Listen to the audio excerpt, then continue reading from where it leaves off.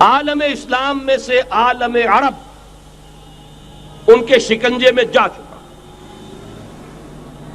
کیوں بنا کر کھڑے ہوئے ہیں اسرائیل کو ماننے کے لیے اور سر تسلیم خم کرنے کے لیے؟ بہرحال نوٹ کر لیجئے، عالم عرب جا چکا.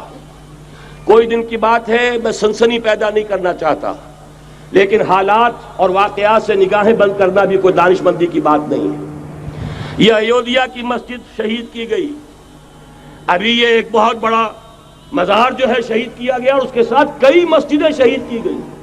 یہ سب کیا ہے؟ یہ مسلمانوں کی نفس دیکھی جا رہی ہے کہ کوئی غیرت اور حمیت نام کی کوئی شے باقی ہے. جیسے علامہ اقبال نے وہ نظم لکھی تھی، عبد القادر روہیلا بڑا ظالم جفاجو کینہ پرور تھا، لیکن یہ کہ اس نے جو ایک ٹیسٹ لیا تھا کہ وہ جو عورتیں ہیں تیموری خاندان کی، ان میں کوئی رمق رہ گئی ہے؟ معلوم ہوا کہ نہیں، کہ غیرت نام تھا جس کا گئی تیمور کے گھر سے، ختم، غیرت نکل گئی. اسی طرح ایودھیا کی مسجد، اب چرار شریف، اور یہ کوئی دن کی بات ہے کہ اب مسجد اقصی کا نمبر آیا کہ آیا. اس کے لیے پوری تیاریاں ہو چکی ہیں. یروشلم کا مشرقی حصہ خالی کرایا جا چکا ہے، اس کے اندر اب پورا تسلط یہودی کر رہے ہیں. یہاں تک کہ اب کے یاسر عرفات صاحب نے بھی کچھ نہ کچھ جو ہے احتجاج کی بات کی ہے، حالانکہ اب تک ہر بات مان کر منقار زیرے پر تھا. لیکن یہ کہ ایک وقت آتا ہے آخر کار اسے بھی کچھ بولنا پڑ گیا ہے. لیکن یہودی اب پیچھے قدم ہٹانے والا نہیں ہے. ان کا تھرڈ ٹیمپل، تیسری مرتبہ ہیکل سلیمانی تعمیر ہونا ہے. نوٹ کر لیجئے، ان کے لیے وہ وہی کچھ ہے جو ہمارے لیے کعبہ ہے. ان کے لیے ہیکل سلیمانی بالکل وہی حیثیت رکھتا ہے جو ہمارے لیے کعبہ. وہ ہیکل سلیمانی ایک مرتبہ پہلے نبوکڈنضر کے ہاتھوں مسمار ہوا، پھر سن 70 عیسوی میں ٹائٹس کے ہاتھوں مسمار ہوا. سن 70 کے بعد آج 1995 میں کتنے برس ہو گئے؟ پورے 1925 برس ہو گئے کہ ان کا کعبہ زمین بوس پڑا ہوا ہے.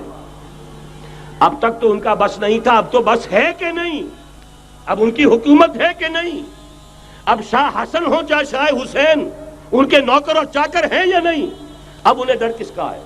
لہذا کوئی دن کی بات ہے، مسجد اقصی شہید ہوگی اور ٹیمپل کی تعمیر شروع ہوگی. یہ تو بہرحال ایک نقشہ ہے. اگلا نقشہ آپ کو بتانا چاہتا ہوں، ایک دوسری تصویر ہے. یہ تصویر ہے زمینی، ایک تصویر ہے آسمانی.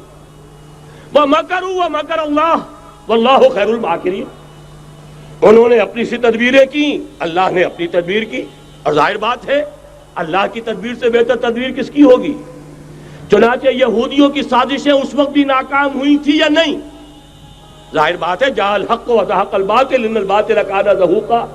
لہذا یہ آیتیں دونوں اعلان کر رہی ہیں کہ یہودیوں کی سازشیں بالآخر ناکام ہوں گی اور دین حق کا بول بالا ہو کر رہے گا. یہ تو ان آیتوں سے ظاہر ہے. یریدون لیطفئوا نور اللہ بافواہہم واللہ متم نورہ ولو کرہ الکافرون. یریدون ان یطفئوا نور اللہ بافواہہم ویابى اللہ الا یتم نورہ ولو کرہ الکافرون. هو الذی ارسل رسولہ بالہدی ودین الحق لیظہرہ علی الدین کلہ ولو کرہ المشرکون. اللہ نے تو بھیجا ہی ہے اپنے رسول کو اس فیصلے کے ساتھ اور یہ ذمہ داری اور مشن دے کر کہ جو دین حق آپ کو دے کر بھیجا جا رہا ہے اسے غالب کیجئے، نافذ کیجئے، قائم کیجئے. اس مشن کے ساتھ بھیجا جا رہا ہے. قرآن کہتا ہے ببانگ دہل وما ارسلناک الا کافۃ للناس بشیرا ونذیرا. اے محمد صلی اللہ علیہ وسلم، ہم نے نہیں بھیجا ہے آپ کو مگر پوری نوع انسانی کے لیے بشیر اور نذیر بنا کر.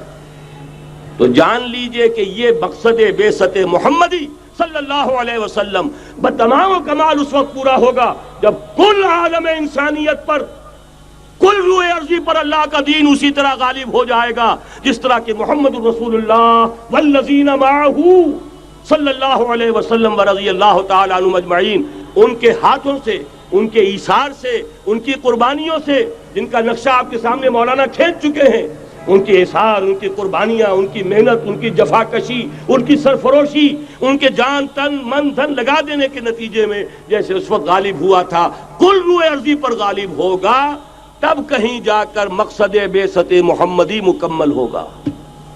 یہی وجہ ہے اقبال نے کہا تھا دین کی بات پھیلانا صدقہ جاریہ ہے. ثواب کی نیت سے ویڈیو کو شیئر ضرور کیجیے. جزاک اللہ.